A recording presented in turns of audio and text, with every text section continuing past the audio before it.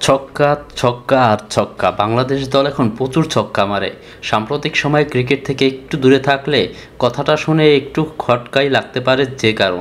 বাংলাদেশ কি সত্যি এত বেশি ছক্কা মারে যে তা আবার আলাদা করে বলার মতো?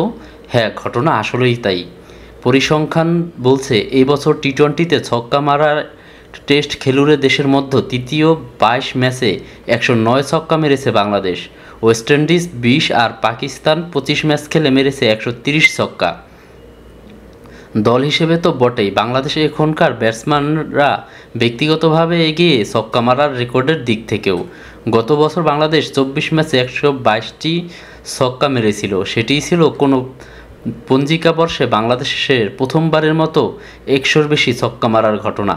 কিন্তু ওই রেকর্ড ভেঙে যাওয়া এখন সময়ের ব্যাপারই বলা যায়। এই বছর এখন পর্যন্ত ১৪টি ম্যাচেই ১০৯টি ছক্কা মেরেছে বাংলাদেশ। ২ বছর ধরে বাংলাদেশের এই তো ছক্কা মারার কারিগরদের মধ্যে দুজন তো কাল নেদারল্যান্ডসের বিপক্ষে দ্বিতীয় ম্যাচে ছক্কা মারার তালিকায় উপরে ওঠা নিয়ে কাড়াকাড়ি করলেন একরকম। এক পঞ্জিকা বর্ষে এতদিন বাংলাদেশের হয়ে সর্বোচ্চ ছক্কা ছিল জাকের আলীর।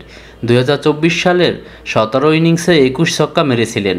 তার রেকর্ড কাল ফল মেকেরিনের বলে ছক্কা মেরে ভেঙে দেন পারভেজ হোসেন। এটি ছিল তার ইনিংসের একমাত্র ছক্কা। এরপর আউট হয়ে যান। তখনও ক্রিজে তার উদ্বোধনী জুটির সঙ্গী তানজিদ অপরাজিত। তানজিদ ম্যাচটা শুরু করেছিলেন ২১ ছক্কা নিয়ে। তাকেও হাতছানি দিয়ে ডাকছিল রেকর্ড। পারভেজ আউট হওয়ার পর টানা ২ ছক্কায় তাকে ছাড়িয়ে যান তানজিদ। ম্যাচ শেষ হওয়ার পর সংবাদ সম্মেলনে আসেন তানজিদ। তার কাছেই জানতে চাওয়া, ছক্কা মারার পরিকল্পনা নিয়েই কি মাঠে যান?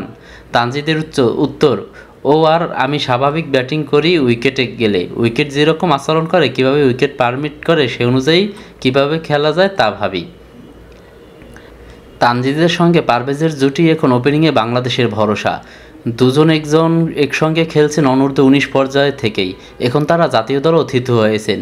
দুজনের মধ্যে রসায়নের কথাটা আলাদা করে বললেও তানজিদ দুজনের কথা বলে কী আর করলে ভালো হয়, কিভাবে পরিকল্পনা করলে কিভাবে বোলারকে আমরা টার্গেট করব, তা জিনিসগুলো আমরা সঙ্গে ওর ভালো কথা হয়। টি-টোয়েন্টি ক্রিকেটে এখন আক্রমণাত্মক ক্রিকেট আপন করে নেওয়ার চেষ্টা করছে বাংলাদেশ, যেটির একটা ছাপ্ত ছক্কার রেকর্ড দেখলেও টের পাওয়া যায়। শরীরী ভাষা আর ক্রিকেটারদের কথাবার্তাও তা স্পষ্ট। এখন কি দল হিসাবে বাংলাদেশ ইন্টেন্ট বদলে গেছে এই সংস্করণে? তানজিদের উত্তর, আমাদের পুরো দলকে একদম স্বাধীনতা দেওয়া হয়েছে।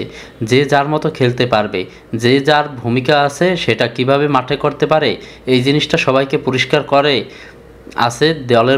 করে বলে দেওয়া আছে দলের পক্ষ থেকে। এই আক্রমণাত্মক ক্রিকেটে উন্নতি করতেই কি আসা হয়েছে? পাওয়ার হিটিং কোচ জুলিয়ান উডকে ২৮ দিনের চুক্তি শেষে ৩ সেপ্টেম্বর ফিরে যাবেন তিনি। তার কাছ থেকে ব্যাটসম্যানরা কী শিখলেন তা স্বাভাবিকভাবেই সবার কৌতূহলের বড় বিষয় হয়ে দাঁড়িয়েছে। তানজিদ এমনিতেই এত ছক্কা মারেন, পাওয়ার হিটিংয়ের কৌশল তার জন্য কার্যকর হওয়ার কথা আরও। কিন্তু তানজিদ দেখালেন ভিন্ন একটি প্রেক্ষাপট। আমি যে ধরনের ব্যাটসম্যান, আমার জন্য ওই রকম হার্ড হিটিং করাটা একটু কঠিন।